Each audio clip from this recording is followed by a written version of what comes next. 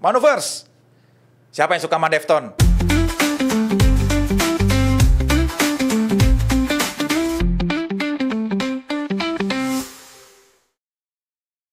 Kemarin-kemarin gue bikin konten tentang shoegaze. Builah, pada pengen nyamain Defton sama genre shoegaze. Tapi yang mau gue tanya sama kalian nih ya, kalian tinggal jawab tuh di kolom komen tuh. Oke? Siapa yang nonton Defton tampil pertama kali di Jakarta di tenis indoor 2011? Ayo. Kalau emang lu bener-bener nonton, lu baru paham. Oh, ternyata Defton tuh begini ya, begitu ya. Kenapa? Kok Defton tuh jadi patokan sama band-band emo, sama band shoegaze juga. Sebenarnya nih Defton nih genrenya apa sih? Gue sampai mikir gitu, nih yang relate sama si Defton nih apa? Itu kerennya dunia nu metal. Kenapa gue suka ada genre nu metal? Karena semuanya tuh serba crossover. Dan lu mau tahu nggak, Manovers? Ngegabungin satu genre metal, terus kemudian dikemas digado-gado jadi enak, kayak lu makan ketoprak sayur, legit. Itulah Defton. Kita balik ke tahun 1988.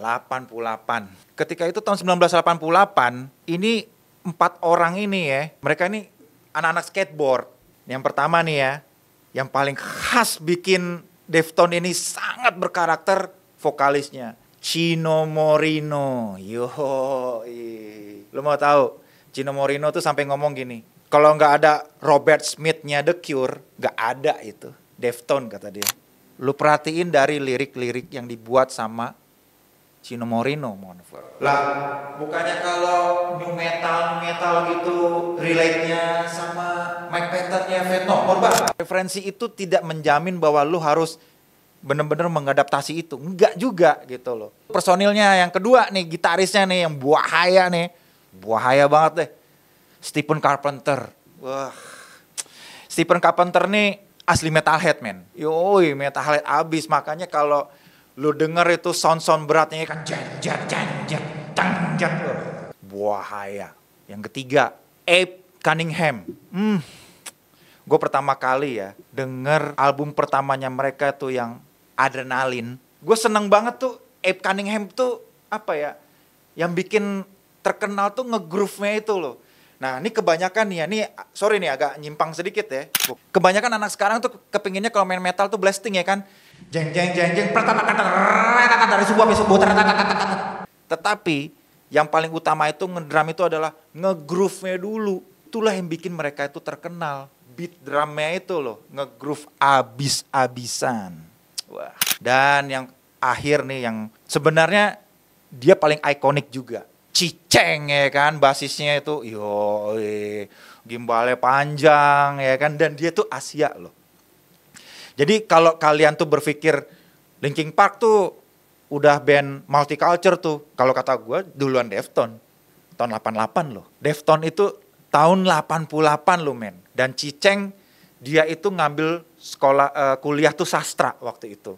Dia ngambil sastra. Makanya beberapa lagu yang ada di album pertamanya mereka itu banyak Ciceng ada andil di situ. Dari kata-katanya gitu ya kan. Makanya kebanyakan nih kok ini band liriknya agak-agak emo ya, agak-agak menginspirasi genre-genre emo sama shoegaze. Mungkin bisa jadi dari situ. Tapi yang lebih serunya tau gak lo? Yang gue juga gak nyangka gitu ya kan. Band ini tuh direkrut sama Madonna, men. Kok bisa Madonna suka sama metal? Jadi Madonna, dia itu punya label namanya Maverick Records. Nah, ketika Maverick ini baru dibangun, Madonna merekrutlah Defton, Manover. Dari album pertama yang Adrenaline ya kan, kemudian Around the Fure, itu semuanya Madonna semua yang modalin. Gila gak lo? Keren kan? Gak nyangka kan lo? Sekali lagi, Defton itu banyak yang mengatakan nih genrenya apa sih? Kalau dibilang nu metal juga gak nu metal banget. Band yang rata-rata itu crossover, biasanya itulah yang bakal jadi sukses ke depannya, Manovers. Nah, ketika di album Around the Fure yang dirilis tahun 97 itu kan booming tuh. Gimana gak booming? Lagu kayak Shove It, ya kan? My Own Summer sama Be Quiet and Drive itu jadi kayak anthem bagi anak-anak skateboard, termasuk gua.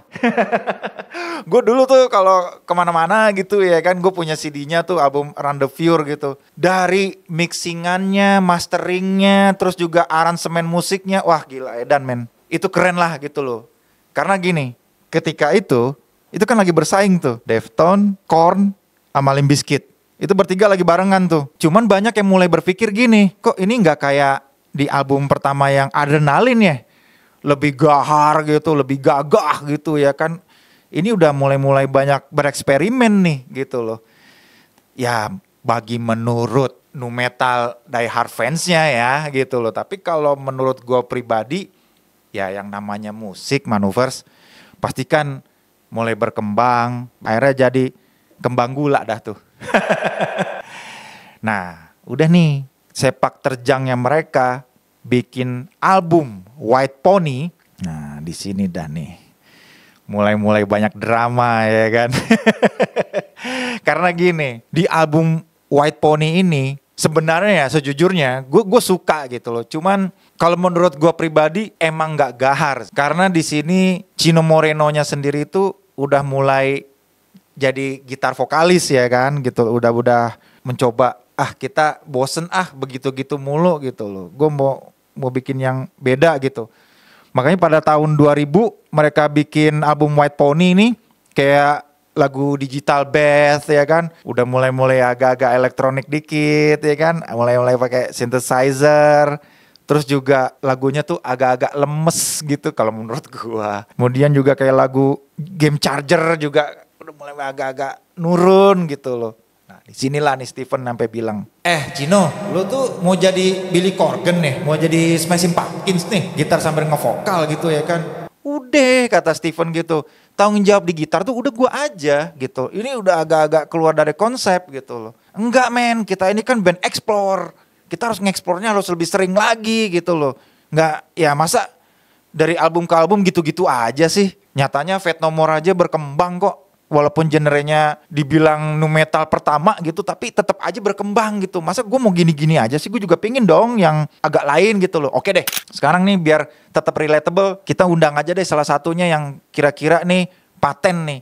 Nah di lagu Passenger itu tuh yang di album White Pony tuh, dia ngundang lah James Maynard, wih vokalisnya Tools. Ngeri men. Soalnya Tool ini terkenal dengan rock progresif ya kan, atau metal progresif lah ya di era alternatif. Kalau ngundang James Maynard-nya Tool, kayaknya tuh dengan gaya eksentriknya dia di atas panggung ditambah lagi dengan gaya vokalnya tuh makin kaya nih pikiran anak-anak Deftones gitu ya kan, karena musiknya ini udah mulai berubah gitu loh. Tapi ya meski begitu ya tetaplah White Pony itu dapat Grammy Award loh. Nah itulah Maneuvers kadang-kadang ya yang nggak disangka-sangka gitu loh. Kok musik berubah tapi udah nggak metal segahar dulu gitu loh, malah dapat Grammy Award, kok bisa ya gitu loh. Nah gue kembaliin lagi nih ke kawan-kawan, silakan komen deh tuh, silakan tambahin komen kalian kenapa gitu loh.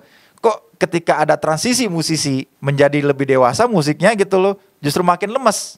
Kenapa itu? Lagi di puncak jaya-jayanya tuh Deftones ya kan. Ya namanya juga kejadian yang gak diduga-duga, dan gua pun sampai nge-share di Facebook gua waktu itu ya kan.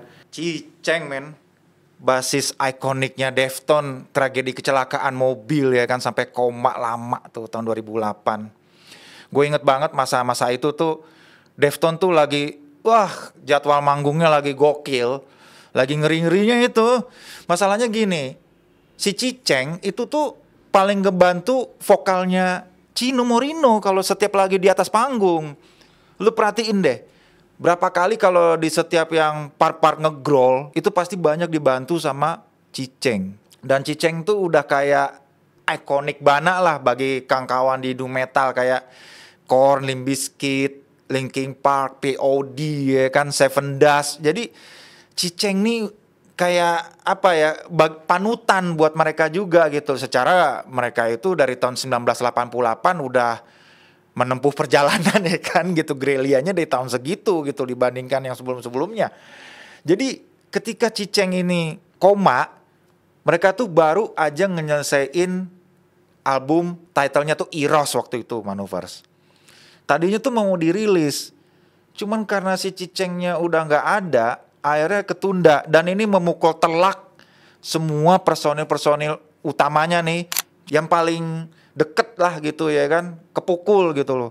Anjrit, ini gimana ini ya kan, mau ngelanjutin lagi tapi rasanya kalau nggak ada brother satu ini kayaknya gimana gitu ya kan. Yang gua tahu nih ya, entah gimana gitu si Ciceng itu lagi mabok berat waktu itu. Dia mabok berat dan kehidupannya udah mulai ngaco lah si Ciceng ya kan. Dia bawa mobil, dia bawa kendaraan, tiba-tiba tabrakan, udah koma langsung. Dan sampai dead lah gitu ya. Mereka mulai nih buka rekrut ya kan. Diganti deh tuh sama yang Afro Amerika itu si ya, Sergio Vega tuh waktu itu tuh, dia ngegantiin si Ciceng gitu. Awalnya tuh Steve Carpenter sama si Abe Cunningham berat sebenarnya. Ini idenya si Chino sih sebenarnya. Mulailah dari situ tuh. Sebenarnya tuh Steven tuh kayak nahan batin juga sebenarnya ya kan. Aduh, diganti sama si Sergio Vega gitu ya kan. Nih kira-kira Sergio Vega dapat nggak ya soalnya gitu ngegantiin si Ciceng gitu ya kan. Secara Ciceng ini seperti gue bilang, dia itu sangat ikonik bana lah gitu loh. Silakan isi kolom-kolom komentar kalian, gimana pengalaman kalian dengan Deftones. Mungkin kalian koleksi kaosnya, CD-nya, atau whatever you got man about Deftones. Nah, isi kolom komentar di bawah. Alright, keep stay tune terus lah di Manuver ID.